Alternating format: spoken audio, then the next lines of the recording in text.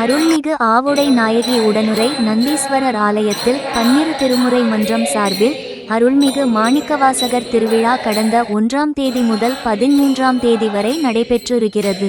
இவ்விழாவில் பக்தர்கள் பக்தி பாடல்களை பாடியும் தீபாராதனை நடைபெற்றது. தொடர்ந்து பிரசாதம் வழங்கப்பட்டது. இவ்விழாவில் 100க்கும் மேற்பட்ட பக்தர்களும் பொதுமக்களும் கலந்து கொண்டனர். விழா ஏற்பாடுகளை பன்னிரு திருமுறை மன்றத்தினர் சிறப்பாக செய்துள்ளனர்.